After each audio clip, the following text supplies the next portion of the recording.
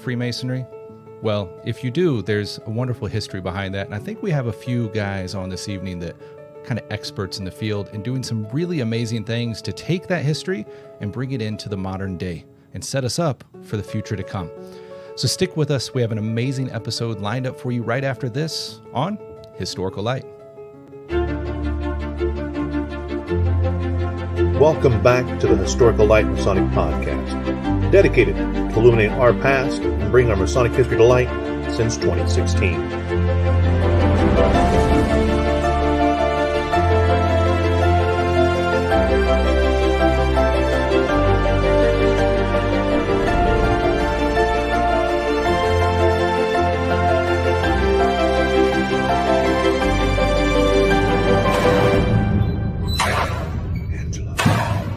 And now, enjoy the show. Good evening and welcome back to Historical Light, an independent Masonic show focused on the historical events and aspects within Freemasonry. I'm your host, Brother Alex Powers, and we are back for episode number 118. We're going to be talking about the history of dues cards and regularity throughout the ages in Freemasonry. We have a couple wonderful guests on this evening, the founders of the Amity app and Copiri, brothers Michael and Jeremy. My brothers, if you don't mind, I'll hand it over to you for more proper introductions with yourself. Let's start with Brother Michael. Hi, brother. Well, thank you for having us here today. It's quite an honor. I am a past master from Independent Royal Arch Lodge number 2 in the Grand Lodge of New York, and just pleased to have taken this wild and crazy ride with my brother Jeremy here. Fantastic. Welcome, Jeremy. Alex, it's great to see you, whether it's in person or on Zoom. As you said, my name is Jeremy Barnes. I am a member of Lodge 5, Freemasonry, Grand District, Columbia, Washington, I did this for my life as Master of 2008. But to me, the most important title, as I know, both of you as a brother, I'm just happy to be here to share a little bit about what we've learned over the past couple of years. We are so happy to have you. It looks like you brought those audio issues back with you, though. Oh, no. We'll get that figured out. You've actually got a really cool, like, Darth Vader thing going on right now, so I'm kind of digging it.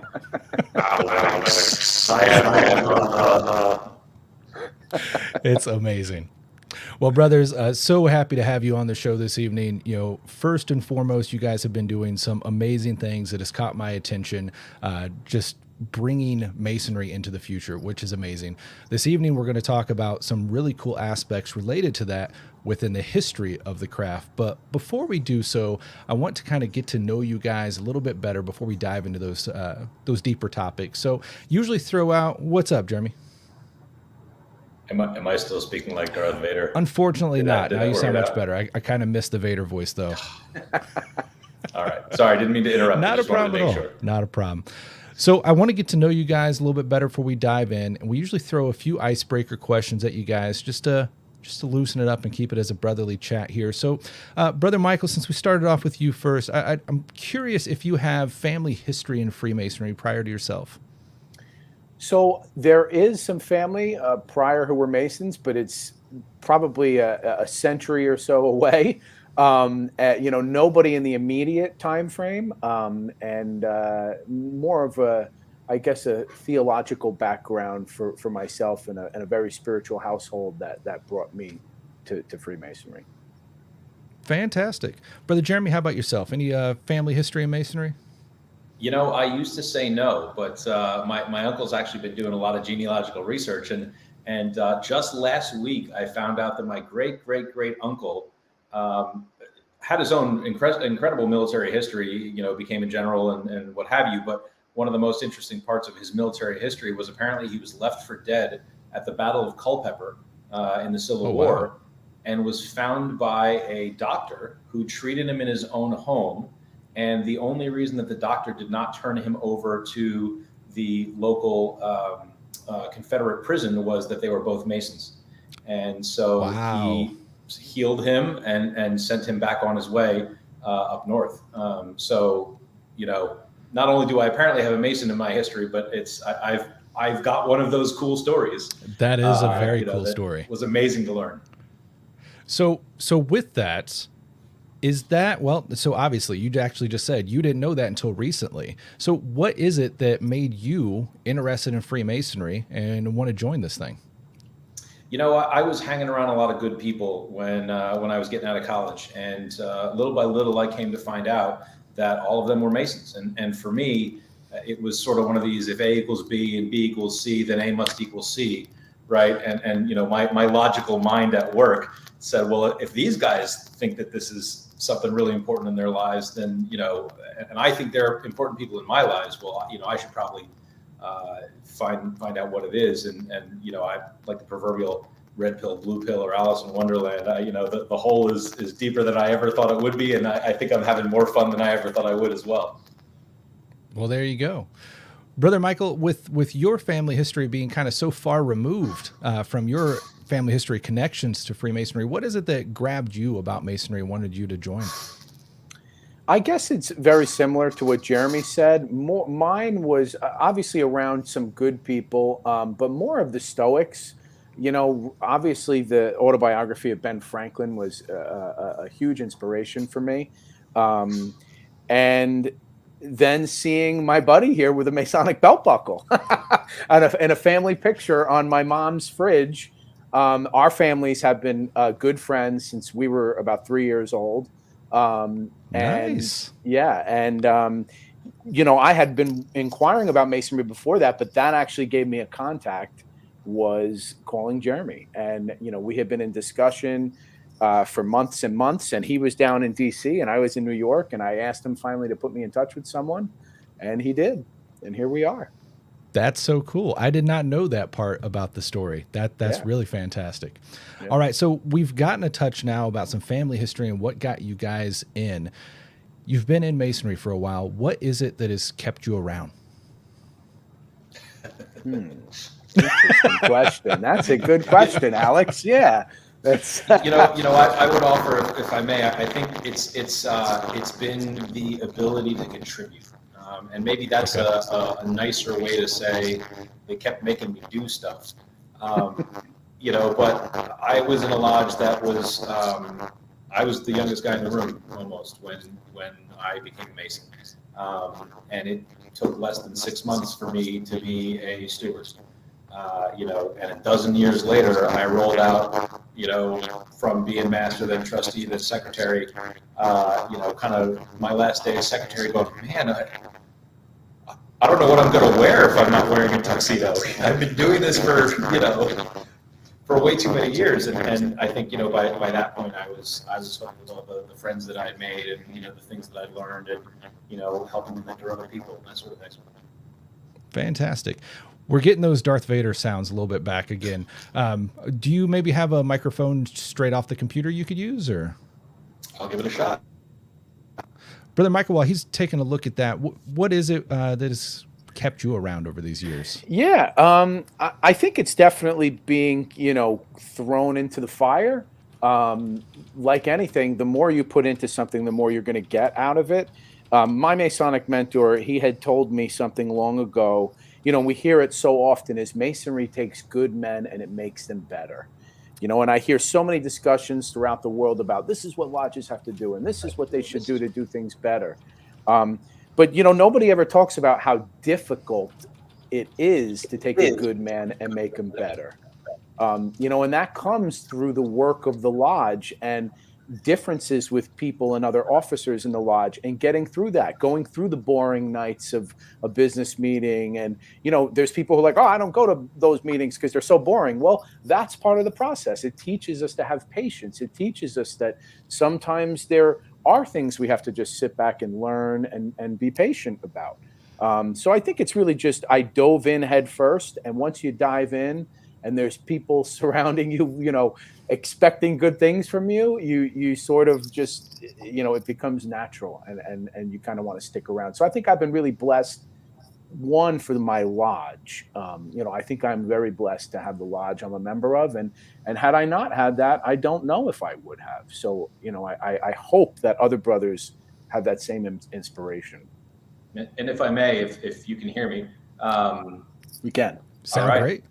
I think the thing that I would convey to anyone else who asks or who's listening is, if you're hearing what we're talking about and saying, well, my lodge isn't 220 or 50 years old, or my lodge doesn't have that sort of culture, you can create it. And that is something amazing, because at the end of the day, even in my lodge, 200 and almost 30 years old, 300 and some odd members, it's still the core of 20 to 30 people that show up regularly. And that's not that big of a group to influence, and even one person can make a change to bring that culture around. And I would absolutely say the benefits are incredible. And that really is a big part of what's kept me in Masonry, kept me active. I love that point that you brought up, and I'm sure we can touch on that heavier in the episode this evening. But, on this show, we've touched on before, as we talk so much about history, that we often forget that today is the history of tomorrow. And when you think about those amazing times that people look at that you're referencing, and they're like, oh, we don't have that culture. In that time period, they were just guys today, That's right. that's the weird way that history works. So if you want to have that history, be that history. So amazing point that you brought up there. Yeah. All right. I mean, sorry, Alex, but just one more note. Go for it. You and I, right? I mean, how many times have we met together now in person? That never would have happened without Masonry and without both of us caring about what we do. 100%. Fully agree with you. Well, guys, I am stoked to dive into this topic, an area that you guys are super passionate about, that means a lot to you, and that you have wanted to address and harness to realize that today is the history of tomorrow and bring Masonry into the future in those aspects. Before we get there, I've got two things to bring up. One is a bit of an unfortunate disclaimer, as some of you watching this has been reached out today by a random individual claiming that I'm stealing from them and shutting down companies and all that. So as so many of you are getting these unfortunate messages, I've got to address it. I work for a company that does factoring. I do marketing in that. And we had a disgruntled client today that I have absolutely nothing to do with. I work on websites.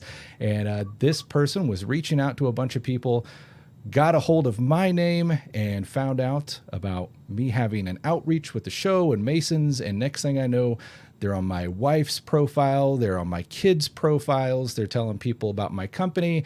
And then it went farther over on the TikTok side, where I know she reached out to a bunch of you. I got screenshots saying that your brother, Alex G. Powers, is doing this. And it's an unfortunate situation, have nothing to do with, it's because she did an improper business practice and did not like the result of that. But I'm just a marketing guy. I work on websites. And it's a disgruntled person. So if you get a message like that or received a message like that, I humbly apologize for the inconvenience. It's just a crazy person. So thank you for dealing with that. And with that, I want to give a huge shout out to all of our Patreon supporters of the show that has kept us around. We've been here since 2016, and we are fully devoted to Masonic history. So if you like what you see here and you want to help us stick around, you can do so by going to the website, historicallight.com/support, and you can support the show through Patreon. And we've got some awesome benefit levels and packages there with some amazing custom lapel pins and everything you can get on for supporting the show through Patreon. So hit us up at the website, historicallight.com, and hope you will support.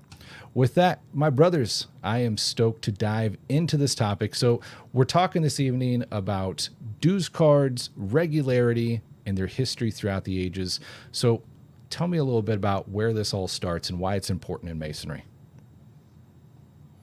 Well, let's go back as far as we know, that written records, or even just, I guess, at the foundation of lodges being known, right? Beforehand, we had Masons making their mark, right? This is the way to distinguish who you were, how to get paid, was by making your mark as a fellow craft. And as people started to learn about the guilds, they started to accompany travelers with certificates, and some of these were elaborate. There was a lot of artwork involved. Much of them probably were more elaborate than they are today when it comes to the security aspect of it, right? Who's going to duplicate some of these beautiful certificates that are out there? But what's interesting is over 250 years, that really hasn't changed too much. We went from these elaborate certificates to little paper dues cards, and then that went around for a good probably 40 years or so, and the big improvement was a seal stamped on the card at that point, right? And so now the truth is there are middle schoolers with the right technology that could make all of these.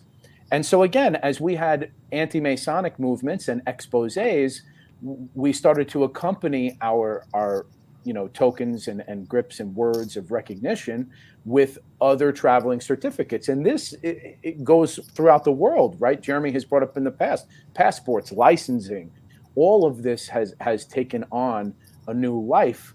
But yet it seems like in Masonry, we've always stayed a couple steps behind. Sometimes that's been in favor of us. Let's not get that wrong. But other times, certainly over 200 years, I think it's time that we start to move forward. So maybe we'll let Jeremy talk a bit about moving forward now. Well, I think, one of the interesting things to me, Michael, about what you were saying is this confluence of, in the security world, what you have and what you are, right? And it's one thing for me to walk up and say, well, I have this dues card or I have this certificate, and it's often paired with what right? I know these grips, I know these words, I know these signs. And we started out with, as you said, the mark. It's something I'm making an X on a piece of rock, and they look at the X and they compare it with the book, right?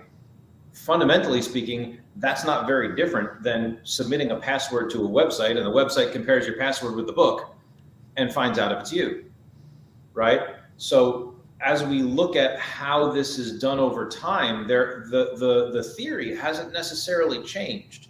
What has and hasn't changed is the role of Grand Lodges in the process, the role that Masons have in the process, and how much is known to the public, right? And so we've got this fascinating arc of once upon a time, I was a Mason, I knew the grips, words, signs, I could speak about a keystone or about other things, and I could go from England to Scotland or to France or to wherever and prove myself to the master builder there and prove that I knew my knowledge, right?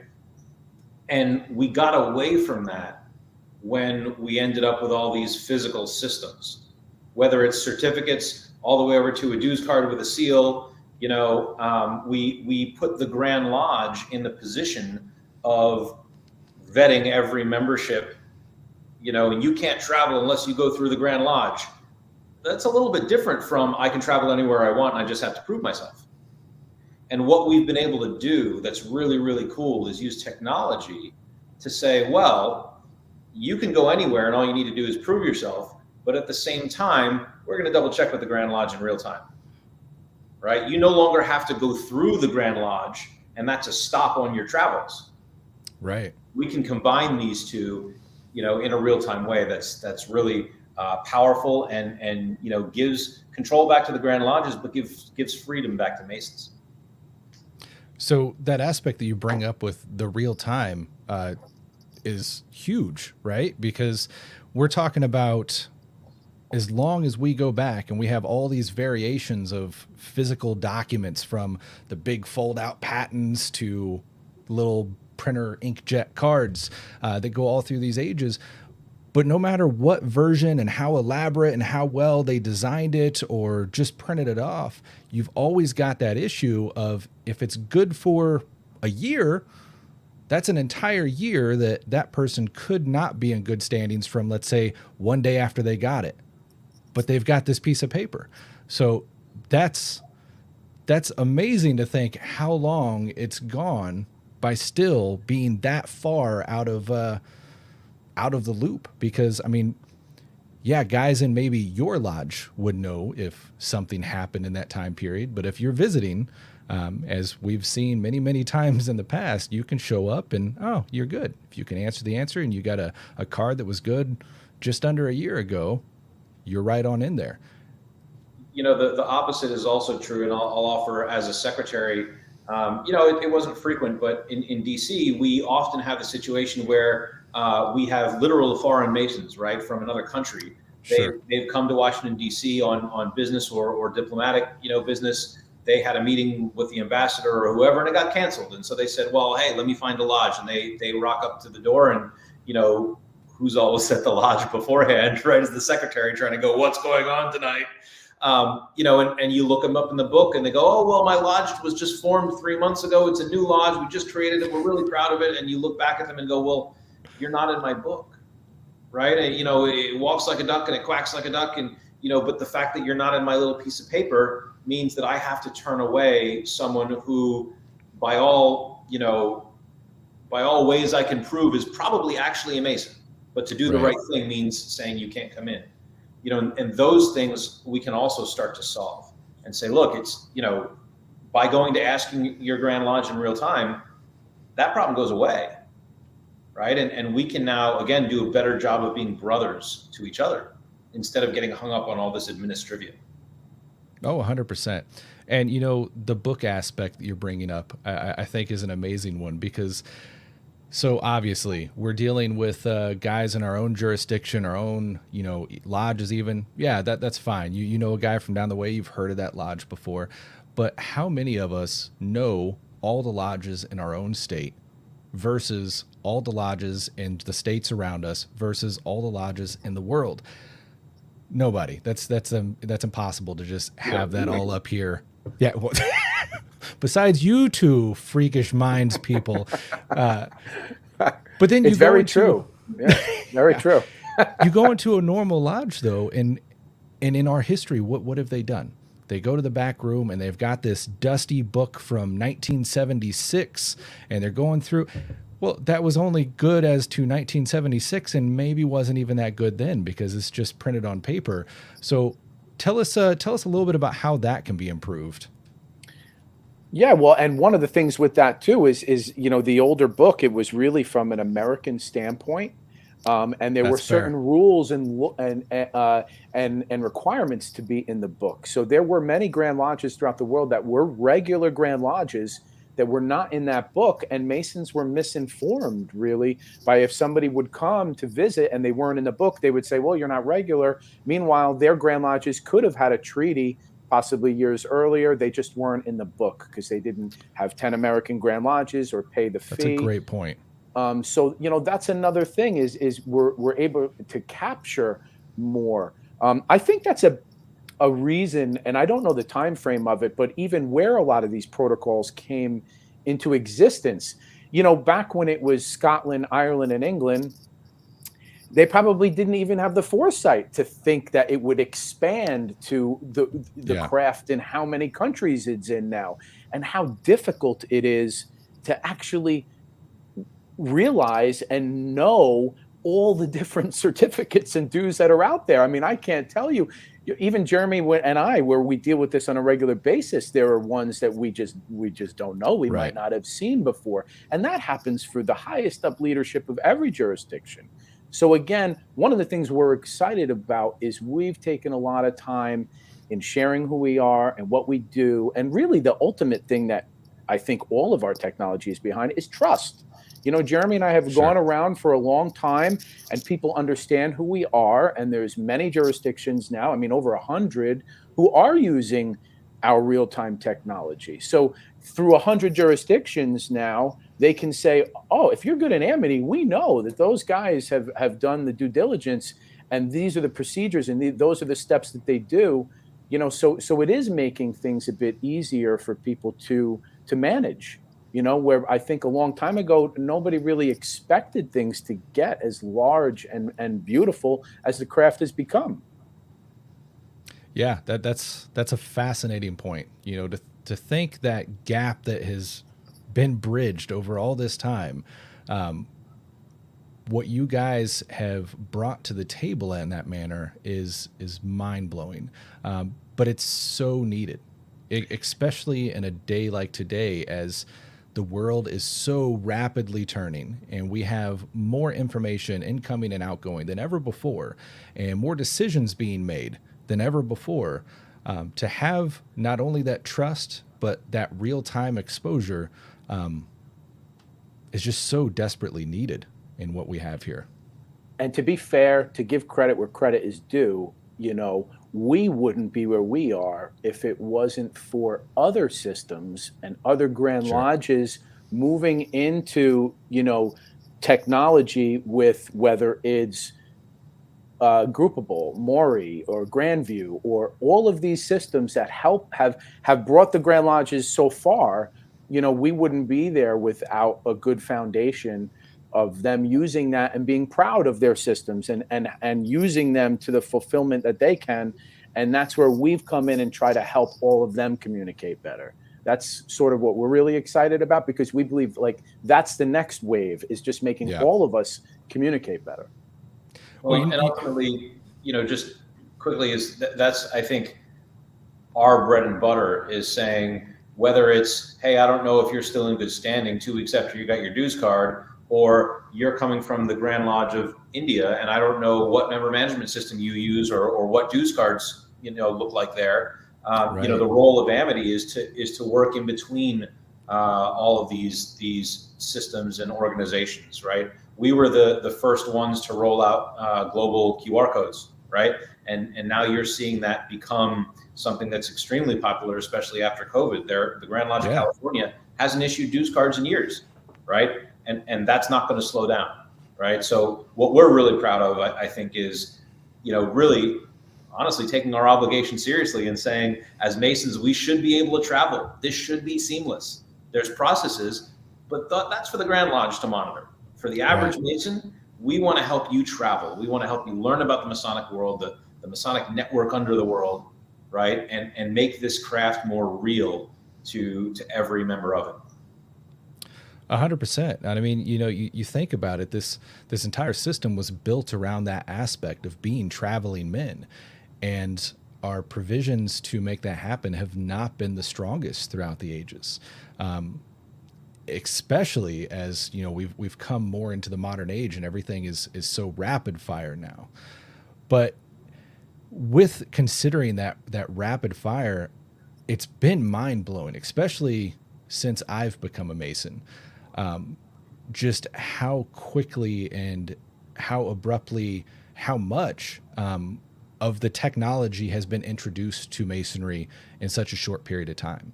Because, well, I would say a few years ago, but I'm pretty sure Grand Lodge is still struggling with one or two OG secretaries out there that still refuse to use a computer. But when I first came into Masonry, it was still that factor of, I won't touch a computer, I won't turn it on, everything's paper. And it's like, do we really still use paper in today's day and age? But yeah, through this short period of time, we've seen all these variations of systems that have come in to offer, I guess, substance where it needed to be. And it's been beautiful, because as everywhere else in the world that was, with the modern day, and we see technology, doubling every 6 months or something, is at this amazing pace. We've seen a lot of that really hitting Masonry in a fast pace as well. And it's super exciting to see where it is now and to think of where it's going to go at that rate as well. Well, I think one of the things that needs to be considered, and I don't know that anybody has the answer right now, but we are seeing privacy regulations shift at meteoric speeds. Yes. Right. And if we're talking about sort of the arc of history, and if you look at the history of where our traveling has been managed, it's the same history of how we've kept data, right? The Grand Lodges had card files or rosters of their people, right? And those card files had to be looked at, and the stack of treaties had to be looked at. And so it made sense. If I wanted to go travel to whatever country, the first thing I needed to do was talk to my secretary, who would talk to the Grand Secretary, who would flip through the stack of treaties and go, can you actually visit that Grand Lodge? Yeah. Right. And so the Grand Lodges found themselves necessarily through the technology of the day being a bottleneck. The problem is that has become habit. Those card files look a lot like a database. Just one's on paper and one's in a computer, And very true. The committees are still the same that say, well, we have to go through this stack of treaties in our member management system and see if you can visit. Okay, but the same problem comes up if we say, well, we want to change how that works and we want to do this in real time. The same thing comes up with privacy. At the end of the day, my phone number is not the Grand Lodge's to own. And I think one of the things that we're going to start seeing, and one of the things that we've built into Amity, is the ability to say, no, it's actually the brother's contact information. And if he wants to change it, he can change it. It's not for the Grand Lodge to duplicate all of my contact information. Right. And I think we're starting to see a sea change from a regulation perspective, whether it's in Europe or California, Colorado, Massachusetts, Virginia, Australia, all these places that are coming up with new regulations. One of the things that we haven't approached yet as a craft is how we can give a better experience to the brothers from a security perspective and a privacy perspective that still allows us to have a great experience. And from a personal perspective, that's one of the things I just wanted to touch on what you mentioned earlier, Alex, is, and it happens in every jurisdiction. There's a couple, and I'll use my lodge, for example. My lodge is very old. We never had a website. We never did anything electronic. We have a secretary and assistant secretary who are without reproach. They are amazing at what they do. And when I was the master, we implemented electronic dues payments. It was a big thing. And we had over 50% of the people pay the dues in like 3 weeks, where it would normally take 10 months to get that amount of dues. One of the things that's really interesting about some of these bottlenecks is most of these systems that Freemasonry has used for so long are really for the leadership and the leadership of the lodge. They're not for just the regular Masons. So what happens is you will have some secretaries or even leadership in the Grand Lodge who says, I'm not going to use that. I'm never using it, whatever. And so members' information doesn't get updated for that lodge. One of the things that we focused on in the beginning was working from the ground up. And what that does is that actually gets the members of the lodge. If 6 members of the lodge go up to the secretary and they're like, hey, man, I want you to do this. I want you to update this.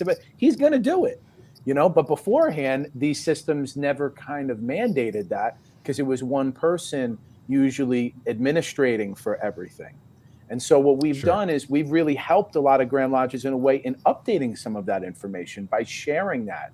And actually, that's another area that we're rolling into with some appendant bodies that are very excited, because if you can update your information in one place and then that can be shared, this can save so much work and effort for so many people. And in turn, it gets the lodge using it and excited, and it's a win-win for everybody. Right.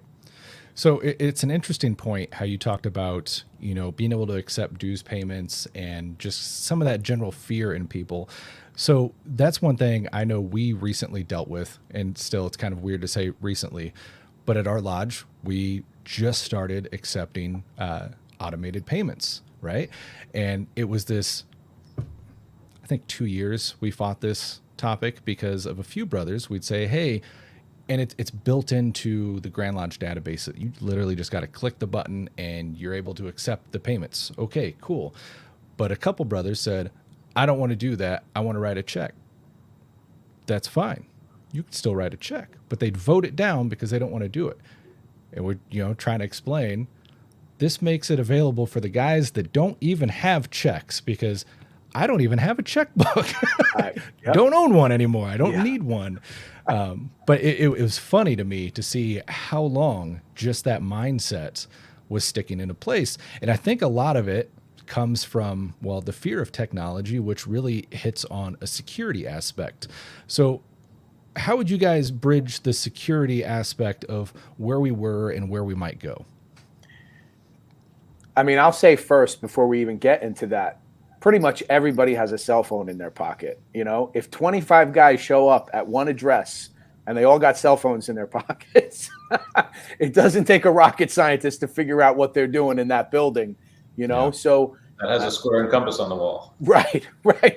So again, Facebook knows more about who we are and who our friends are because we're always commenting and we're friends with other people. And they're going to say, Michael Radigan, why are you friends with Alex Powers from Kansas? You know, again, they know this information is out there. So what we're really trying to do is protect that more, and be aware of that so that people don't have this. Only we have this information. And all over, you know, I think one of the interesting things that again, if we look at the arc of history and say, well, what's been the purpose here, right? I mean, obviously before the 90s, 80s, give or take, you know, you didn't have things like the World Wide Web. You didn't have websites. This is a relatively new phenomenon from the perspective of the age of Freemasonry. And at the same time, we were going through this, at least in the United States, this remarkable downturn in membership numbers, right? The wars had driven up membership, and, you know, people were dying, and it was cratering, going through the floor.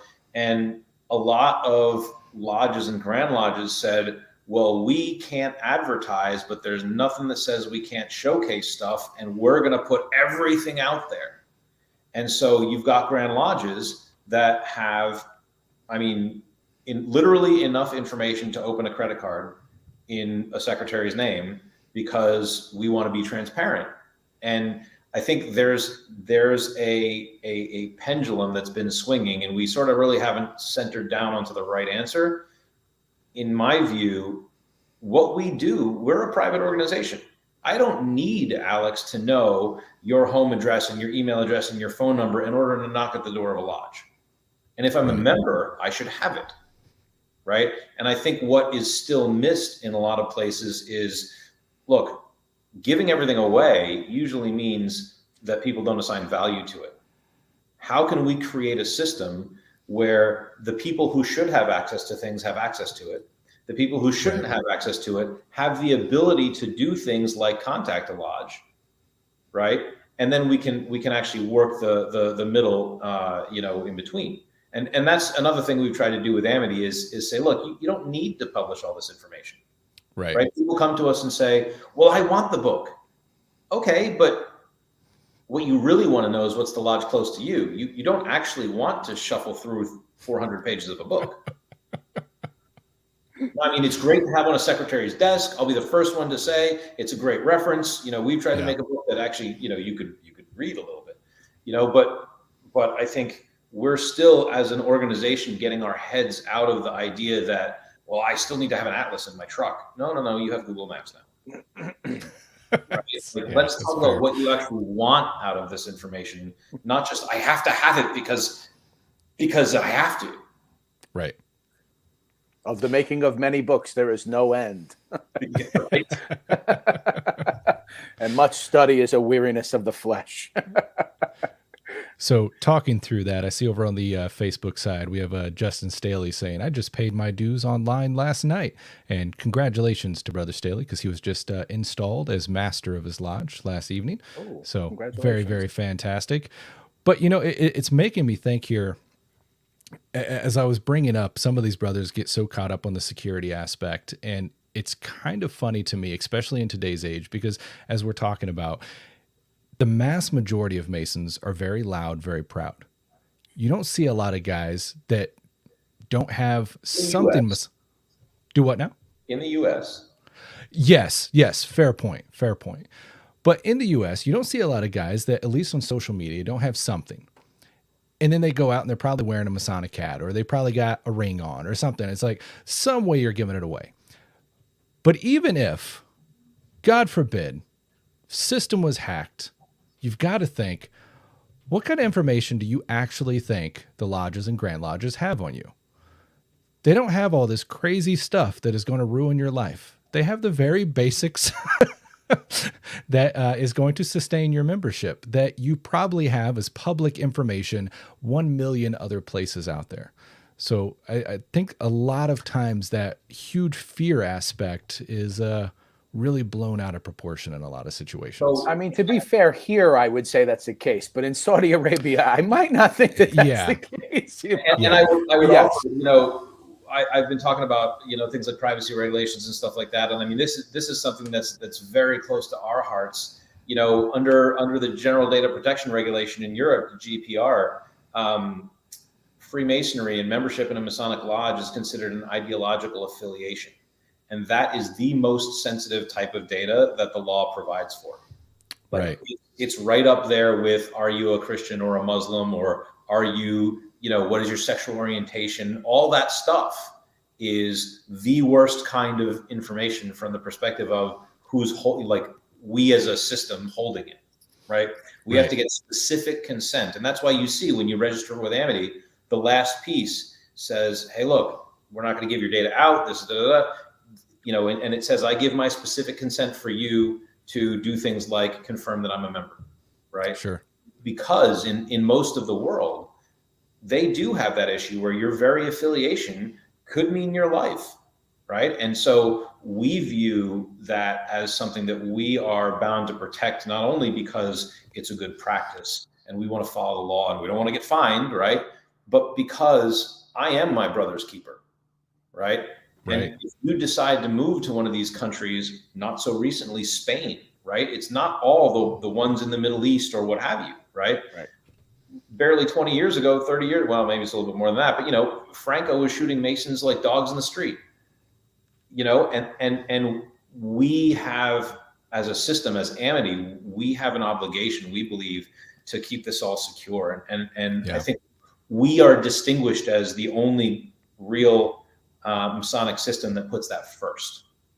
100%. I do want to be clear about that, not to put a pall over the discussion, but No, not at all. To be fair, we had to. To be fair, we are. No, yeah. In the beginning, we started serving Masons in other countries, so we have to be familiar with these, and it really is a cultural thing here in the U.S. It's starting from the coasts with California, New York, and a few others, and every jurisdiction is coming up with private data laws. So another 5 years, this will be prevalent everywhere in the U.S., and people will be aware of it more.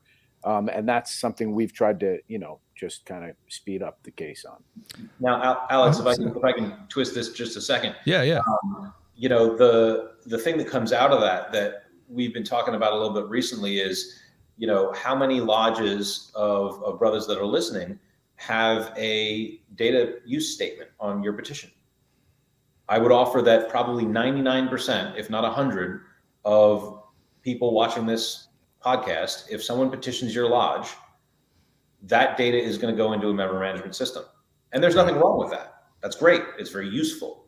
But if we don't tell the petitioner that that's going to happen, even at a basic level, the problem's not the Masons. We've made a promise not to screw over the Grand Lodge and what have you. But the guy who gets rejected and decides, I'm going to file a privacy lawsuit because they didn't tell me they were putting my data somewhere and then they didn't delete it, right? Those are the people to worry about. That's interesting. I hadn't even thought about that. Considering this, and again, I go from the arc of history of how we interact with data. Yeah. No, that's a fascinating point, because personally, I'd not even thought about that particular aspect of it. Well, I'm sitting here and you guys are talking about, Masons in other countries, that this is a security, like a physical security issue.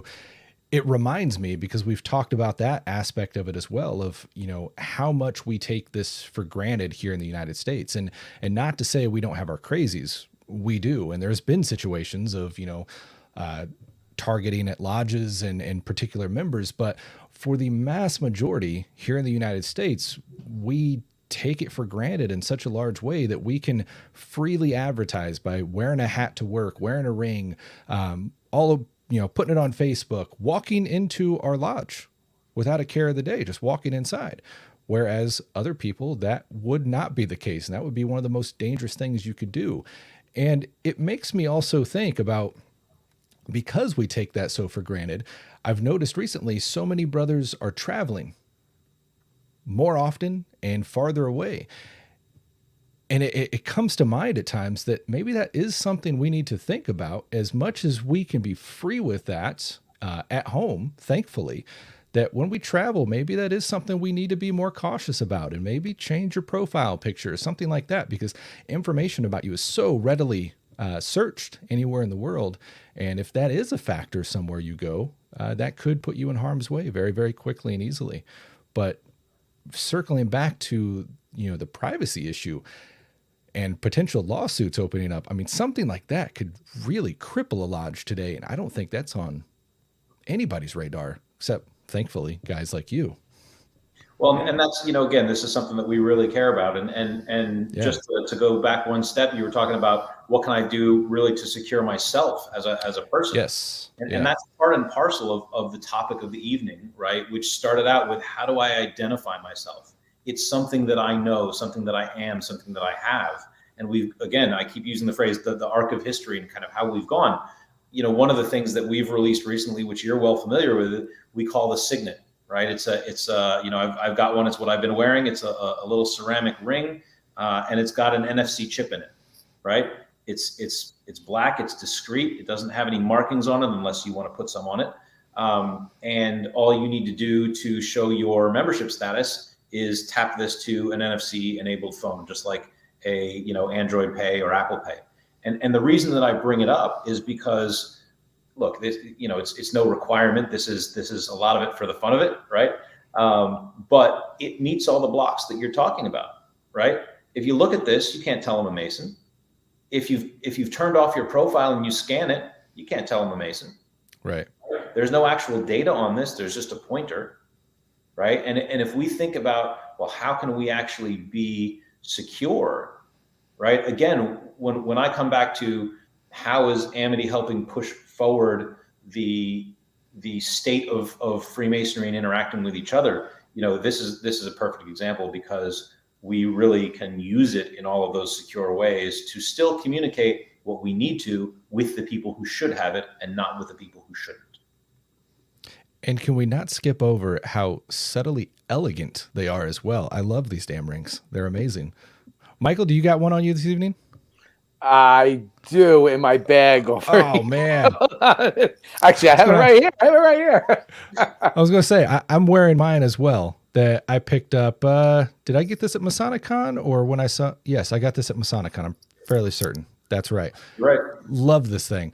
I will say it's a thicker ring than I'm used to wearing. It is fantastic quality.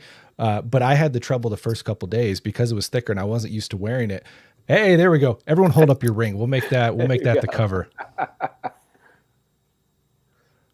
Right there. There it is. So first couple days I was wearing this, I caught a couple of these monsters that wanted to give me the firmest handshakes ever. And oh my God, did I have the worst bruising on the other two fingers, but it's finally, I'm used to it now, but I love this thing. It is fantastic. And yeah, if I don't want somebody to know I'm a member and I'm not wearing a hat, like that's not going to glare and give it away. The only comment I've had on this ring is how elegant it looks. I've had so many people, is that your wedding ring? It's so nice. And I'm like, no, actually this is my wedding ring, but it's a You would be nice surprised ring. how many people have come up to us to either consider buying a ring or buy one and go, you know what, I'm about to get married and this might be great. And we always look back and go, you should talk Double to your check. spouse. Check Go with make the this decision by yourself. There you go. There you go. No, it's fantastic. It's wonderful quality. I love it. It's great stuff. Alex, I'm going to do something that maybe I shouldn't. I'm probably going to get a lot of notifications out of this, but this is also part and parcel of how we can even travel digitally, right? Sure. I listened to a TED talk a couple of years ago, and it called what we're doing right now the concept of a social wormhole. I mean, think about it. I'm in DC, you're in Kansas, Michael's in Virginia, and all of a sudden we are bending space and time to be on the same screen with each other, right? So true. And whether it's, virtual lodges, a number of different ways that we can meet, it can be as simple as saying, hey, look, this is my dues card, right? And anybody who scans this is going to get my ugly mug. But that's the same sort of technology that ties together with the ring to say, look, Freemasonry is about what we do between the opening wrap and the closing wrap. All the other stuff that we're talking about is how we can get into that room. How can we make this easier? Right? Let's take all these processes that people have spent so much time over the years on and put them in a computer, because you know what? Computers are smarter than us with this stuff. But again, from our perspective, when you think about how we're making this easier and how we're being the grease between the wheels with all these systems, that's really our mission, is to say, right, let's put this stuff in a box so that we can focus more on the stuff that we care about, like what you see behind me, right? And it doesn't mean we don't, that we throw the baby out with the bathwater, right? For instance, one of the things that Jeremy and I, firmly agree is people should still be signing in the book and lodge, because the truth is when we're gone, our great grandkids aren't going to be logging into our email, to see the correspondence that we had with other people. And so, physical things do matter. Physical books matter. They matter for our history. We had a huge debate in our lodge about our bulletin. And, I tend to take some of the memorable bulletins and I put them in books. And who knows if one day my, a great grandkid will find that and say, wow, I had no idea my great grandfather was a Mason. Again, they're not going to look in our email inbox, 100 years from now, or maybe they will then. I don't know. But, likely right now they're not. So we care about that too. Masonry has taught us to keep the things that are traditional that we have to keep within our craft. Like Jeremy said, when the gavel raps, that's it. Nothing else is in there. I don't pull out a phone in my lodge, and anybody who would do that, it would not be good Masonic etiquette in my lodge to do that. And that matters. Here's a guy who loves technology, but when it comes down to doing Masonic work, we're all about just making it more efficient. Yeah, most definitely. And I love the part that you brought up about still signing the book, because, when you think about that historically, those two aspects were kept separate. You have the aspect of checking the person, making sure they're suited to be there, making sure they're properly tiled to enter the lodge. But you also had that aspect of, well, more modernly, signing into the book or having it at the secretary's, minutes and having that registered. Well, that Tyler's book and the secretary's minutes aren't a security aspect in most cases. It's historical record. And when you go back, you see the importance the Grand Lodges were pushing out about keeping our history and updating our history and focusing on it, because there is importance in that history and that legacy that comes from it. So yeah, definitely, most definitely, still sign the book and sign it legibly. God, I hate some of those signatures you see. Yes. Well, look, that's where some of our first tools came from, because I was a secretary and I hated that. I mean, especially with, again, as I said earlier, all the visitors that we get in DC, are you a left worshipful, a wrong worshipful? I can't tell, right? And forget about what your name is, how your name is spelled. Like, you're the district, this, that, or whatever. You're very worshipful, whatever. It's insane. And coming up with a system where you could literally just check in with your phone, no longer have to spell anything. Right? It's great. Push a button and I get a roster. I'm in. Oh, 100%. I don't want to overlook. I know we're getting close to the time here, and I would love to talk all night, but I don't want to overlook the regularity part of it too. Yeah, definitely. I think two things might be interesting based on the conversation we've had so far. One is, it's important to remember that a lot of jurisdictions define recognition and regularity a little bit differently. But in general, I think it's worth noting that recognition is largely political. Do I have a relationship with you or not? Right? Are we dating? Whereas regularity is much more objective, right? Do you require a belief in deity? Do you require the volume of sacred law to be open during your meetings? Do you use the Hiramic legend, right? Those are facts. You can't really get around them. And to those folks that are listening and watching, I think I'd love to start a conversation about how Grand Lodges can recognize more other Grand Lodges.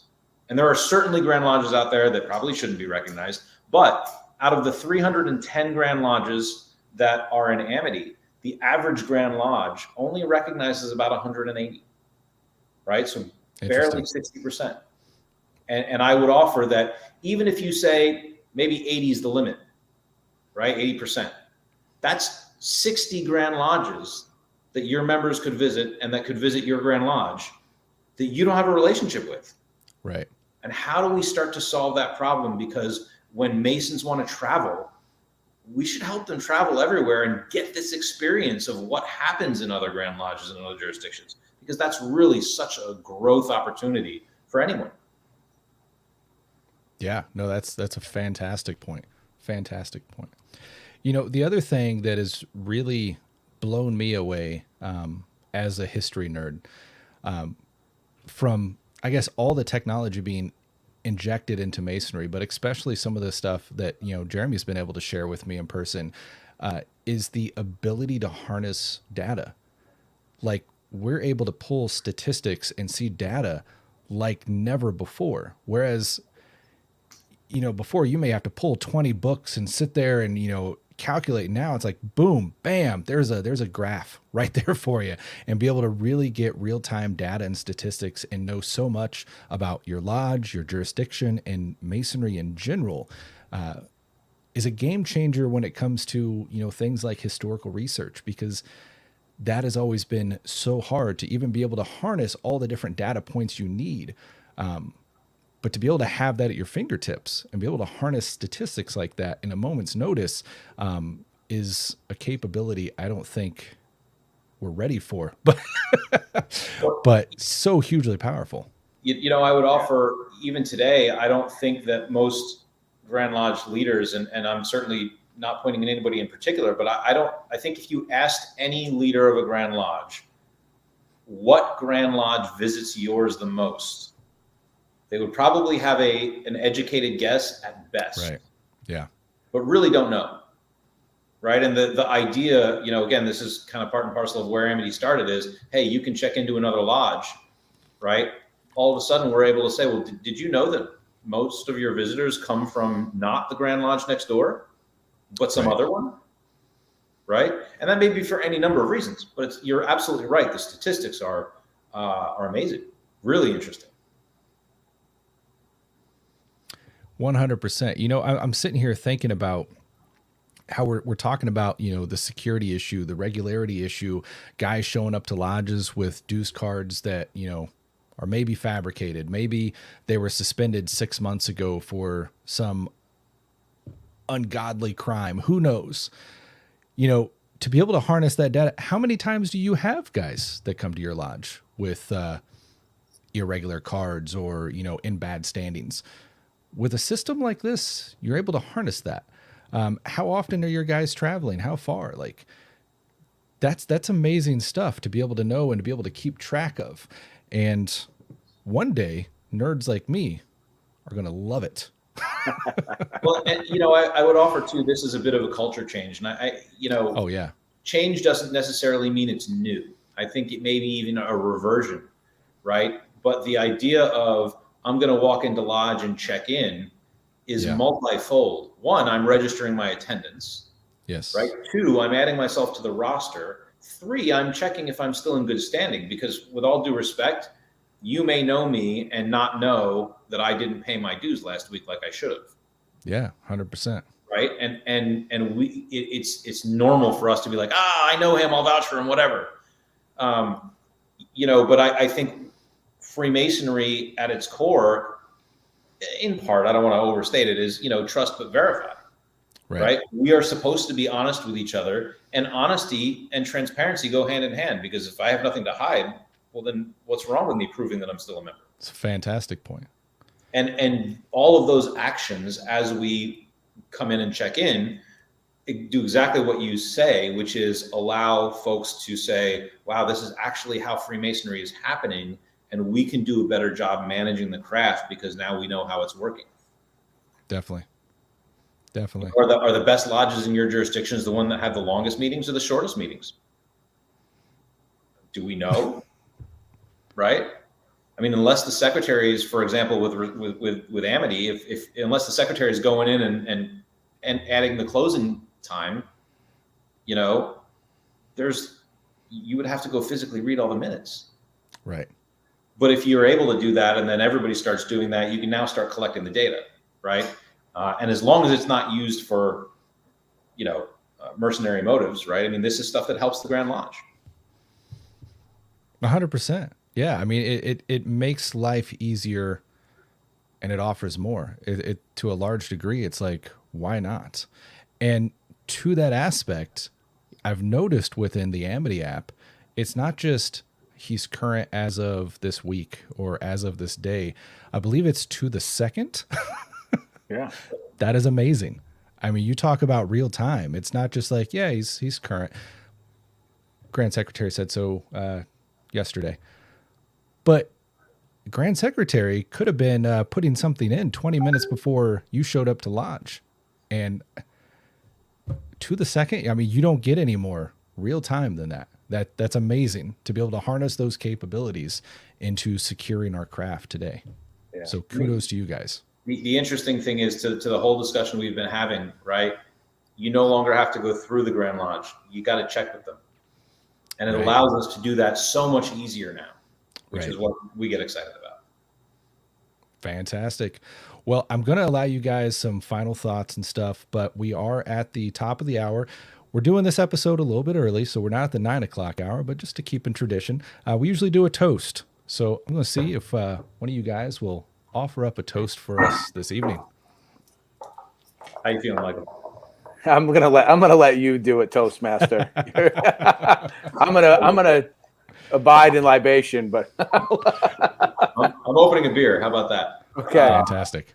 You know what? I'll offer my personal favorite, which is a poem whose author I have unfortunately forgotten. I learned this about 25 years ago. It goes, "No one may tell me where my soul might be. I searched for God, but he eluded me. I sought my brothers and found all three." Cheers. Cheers. Cheers.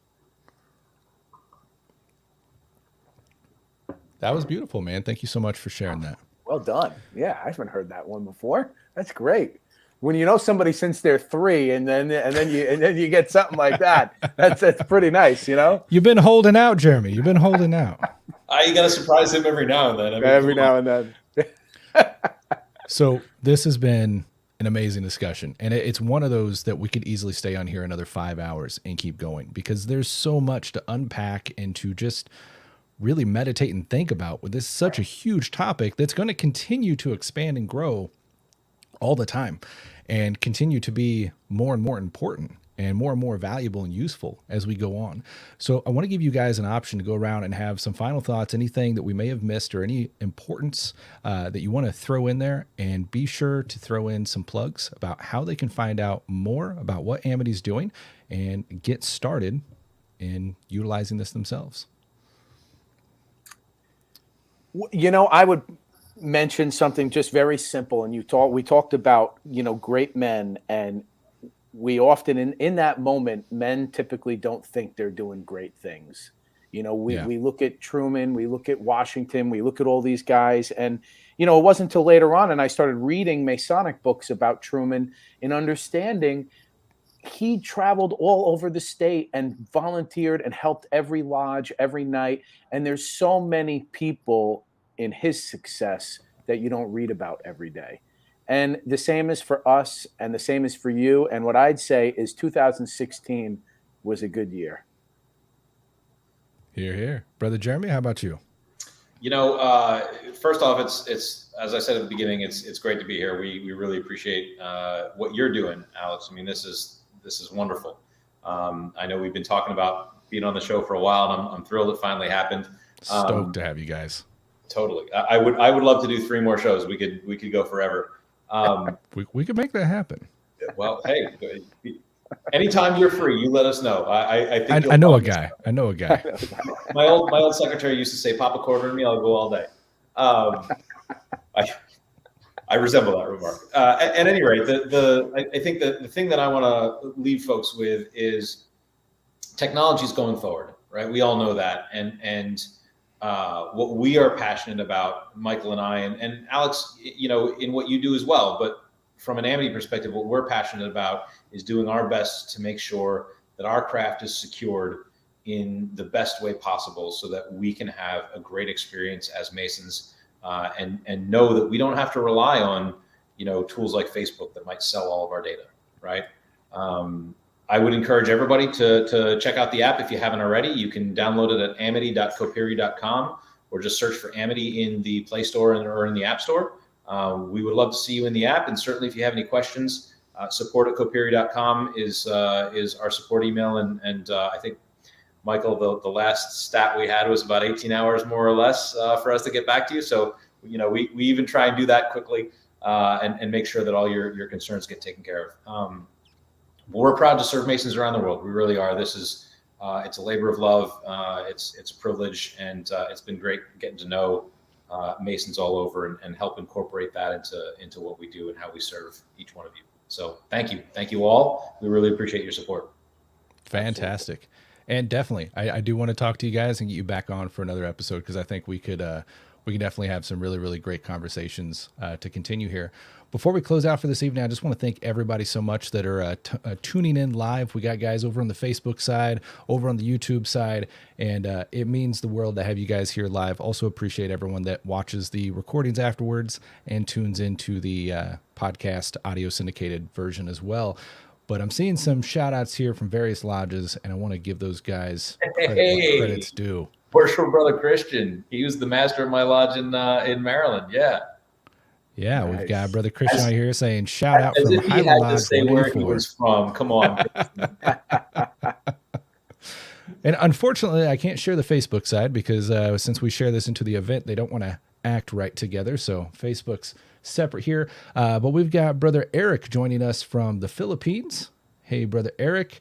We've got, let's see here, Brother James from Canton, Ohio, Augusta Lodge 504. Dwayne Marshall from Active Lodge here in Kansas. Brother Sean Finneywold, so good to see you, my brother.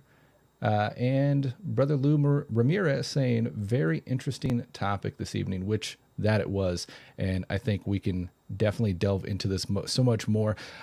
Brothers, be sure to send me those links so we will get them into the show notes so you guys can get a hold of Amity and learn how to start participating in this amazing new aspect of Masonry that is harnessing history and bringing Masonry into the future at the same time. If you don't have one of these, definitely get one. This is the most amazing purchase I've made in a long time. I love it. And not to talk crap on everyone else, but as Masons, we buy a lot of stuff and it's usually very, very cheap, very, very janky with just a square and compass on it. This is actually quality, like really, really quality. This thing is durable, it's beautiful, and I love it. So I'm proud to wear it every day. And guys, just stoked to have you on the show. Thank you so much for taking time out of your busy lives and joining us. It means the world to me. Thank you, Alex. Pleasure, my brother. All right. Well, thank you guys so much. Thank all of you. And until next time, keep illuminating our past, and we'll see you in a couple weeks right back here on Historical Light. Have a great evening.